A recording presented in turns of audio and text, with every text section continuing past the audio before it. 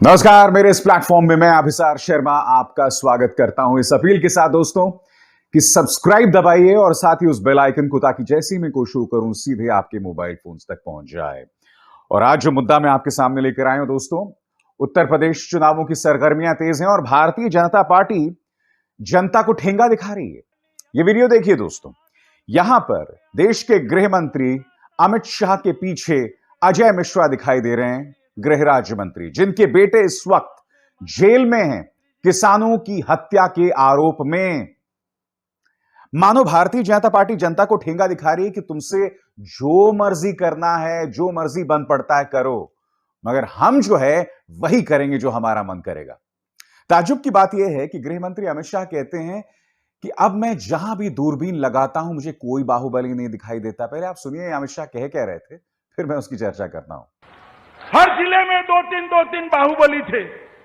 दूरबीन लेकर मैं ढूंढता हूं, कहीं पर बाहुबली दिखाई नहीं पड़ता है। भाई कहे पर अमित जी, मैं आपको याद दिला दूं, आपको दूरबीन की जरूरत नहीं पड़ेगी। साथ में देखिए ना, साथ ही में बैठे हैं अजय मिश्रा जी। और दुख की बात यह है दोस्तों कि मैंने क्यों कहा कि ये लोग जनता को ठेंगा दिखा रहे हैं। आपकी स्क्रीन पर दोस्तों ये खबरें देखिए। मैं कई बार बता चुका हूं, फिर बता रहा हूं। एफआईआर में साफ तौर पर लिखा हुआ है कि अजय मिश्रा और उनके बेटे मोनू मिश्रा ने साजिश करके किसानों की हत्या की थी। और ये एफआईआर किसकी है? योगी सरकार के अपने उत्तर प्रदेश पुलिस की है। मैं ये समझना चाहता हूं अमित जी कि आपकी मौजूदगी में यह शख्स वहां क्या कर रहा था, कि आप ठेंगा दिखा रहे हैं? और रही बात बाहुबलियों की, तो मैं आपको याद दिला दूं, एक गैंगस्टर हुआ करता था जिसका नाम था विकास दुबे। हाँ, मैं जानता हूं आप क्या कहेंगे। आप ये कहेंगे भाई उसको तो उत्तर प्रदेश पुलिस ने एनकाउंटर करके मार दिया। क्यों? सच छुपाने के लिए। एनकाउंटर उसका सच छुपाने के लिए किया था, क्योंकि हम नहीं भूले हैं दोस्तों कि किन हालात में विकास दुबे ने हमारे 8 उत्तर प्रदेश पुलिस के जवानों को मौत के घाट उतार दिया था।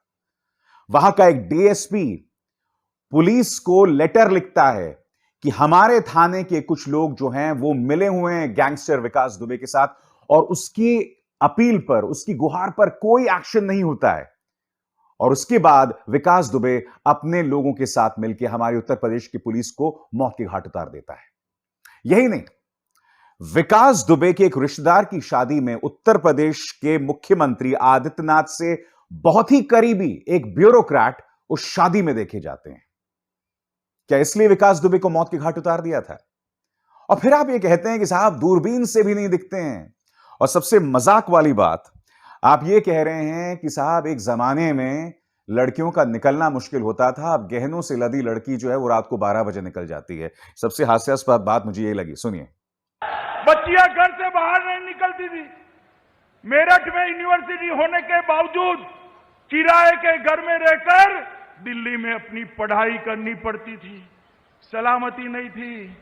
आज कोई भी त्योहार हो, छठ का हो, दीपावली का हो, 16 साल की बच्ची गहने लादकर स्कूटी पर रात को 12 बजे भी यूपी की सड़कों पर निकल सकती है, कोई डर का।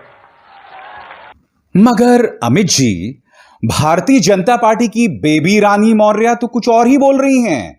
वो तो बाहर निकलना तो दूर, कहती हैं कि 5 बजे के बाद पुलिस थाने मत जाओ।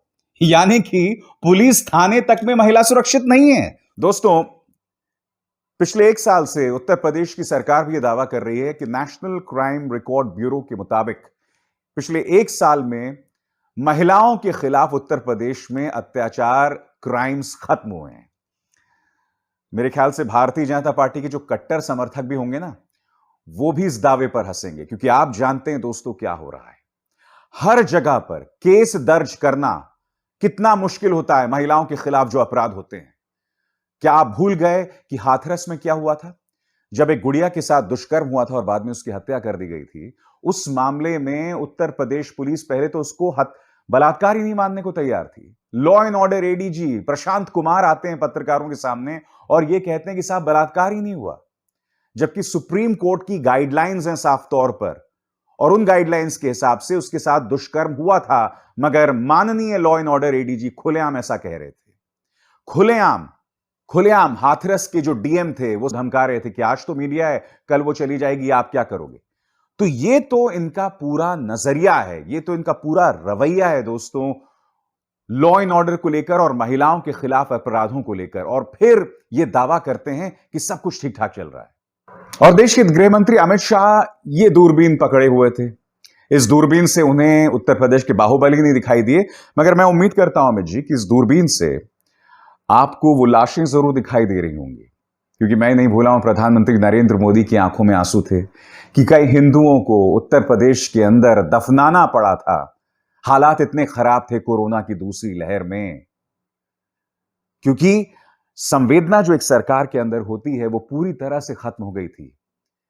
मुख्यमंत्री आदित्यनाथ को देश की जनता और प्रदेश की जनता के साथ जिस तरह से जुड़ना चाहिए था वो पूरी तरह से नदारद था, क्योंकि अगर दिखाई दी तो सरकार की और प्रशासन की स्ट्रॉन्ग आर्म टैक्टिक्स, यानी कि कड़ाई दिखाना, यानी कि आप जनता पर ही सर्जिकल स्ट्राइक कर रहे थे, और फिर आप ये दावा करते हैं और ये कहते हैं कि इस दूरबीन से आपको बाहुबली नहीं दिखाई देते। मगर मैं उम्मीद करता हूं उस दूरबीन से आपको कोरोना काल के दौरान जो लाशें पटी पड़ी थीं गंगा के तट पर वो जरूर दिखाई दी होंगी। और अमित जी, मैं जानना चाहता हूं कि क्या आप मुख्यमंत्री योगी आदित्यनाथ का मजाक उड़ा रहे थे, खासकर जब आपने लॉ एंड ऑर्डर का जिक्र किया? क्योंकि मैं जानता हूं कि आप में और मुख्यमंत्री आदित्यनाथ के बीच जो रिश्ते हैं वो कोई बहुत अच्छे नहीं हैं, क्योंकि आप दोनों के बीच मोदी जी के बाद प्रधानमंत्री कौन होगा इसको लेकर एक रेस है। तो क्या जब आप कह रहे थे लॉ एंड ऑर्डर के बारे में कि मेरा खून खौलता है, तब क्या आप योगी जी का मजाक उड़ा रहे थे? सुनिए। उत्तर प्रदेश और की कानून और व्यवस्था की स्थिति कैसी थी, मेरा तो खून खौल जाता था। पश्चिमी उत्तर प्रदेश से कैराना से पलायन शुरू हुआ था, यहां लखनऊ के हुक्मरानों का नींद नहीं उड़ता था। आज मैं कहने आया हूं, उत्तर प्रदेश के अंदर किसी की हिम्मत नहीं है पलायन करने की, पलायन कराने वालों का पलायन हो चुका है।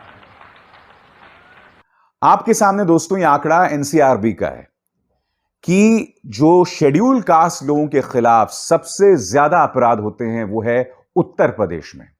उत्तर प्रदेश इस फहरिस्त में भी नंबर 1 है, यानी कि चाहे महिलाओं के खिलाफ अपराध हो, शेड्यूल कास्ट के खिलाफ अपराध हो, या राज्य की माइनॉरिटीज को लेके जो रवैया है, चाहे वो सिख हो या मुसलमान, साफ तौर पर दिखाई देता है क्या रवैया है। यही नहीं, ऐसी ढेरों मिसालें हैं कि जिस जाति से खुद हमारे मुख्यमंत्री आदित्यनाथ आते हैं, सिर्फ उन्हीं की सुनी जाती है, बिल्कुल उसी अंदाजे बयां में जैसे अखिलेश यादव के दौरान सिर्फ यादवों की सुनी जाती है, और आजकल वही हाल ठाकुरों के लिहाज से हो रहा है। ठाकुरों की बात सुनी जाती है और उन्हीं के चलते सारा काम होता है। बदला कुछ नहीं है, पहले किसी और के बाहुबली थे, अब आपके बाहुबली हैं। लॉ एंड ऑर्डर उल्टा बद से बदतर हो गया है। कम से कम अखिलेश यादव जब मुख्यमंत्री थे या मायावती जब मुख्यमंत्री थी तो प्रेस सवाल तो करता था, उनसे सवाल किया जाता था और उसके बदले में प्रेस को जेल में नहीं डाल दिया जाता था। अब क्या हो रहा है उसकी तो ढेरों मिसालें आपके सामने हैं, और उन मिसालों का जिक्र मैं आपसे कई बार कर चुका हूं। अभिसार शर्मा को दीजिए इजाजत। नमस्कार।